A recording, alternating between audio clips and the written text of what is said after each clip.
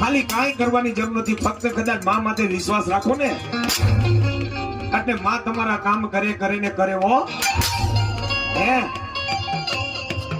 પછી જેવું તમે કર્મો કરો એવું ફળ મળે। વાહેથી તમે બધાની ટીકા કરો ને, વાહેથી બધાની અવગણના કરો ને, આ માણા આવો છે ને આ માણા તેવો છે, નવરા બેઠા હોય અને ભજન કરવાની જગ્યાએ તારી મારી પંચાયત કર્યા રાખે, કોઈનું અવગણના બોલ્યા રાખે અને પછી હાંજ પડે એટલે પરાણે માતાજીના ધૂપ કરે, દીવા કરે હે।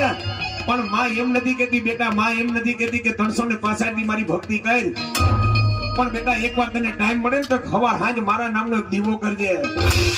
મારો દીકરો એક દીવો કરે એટલે 1000 દીવા માની લઉં, એક અગરબત્તી કરે એટલે 1000 અગરબત્તી માની લઉં। પણ બેટા એ ધર્મથી ઢુકડો રહેજે, પાપથી છેટો રહેજે અને પેલા હાચવી લેજે તારા મા બાપ ને, પછી હાચવી લેજે તારી બેન ને।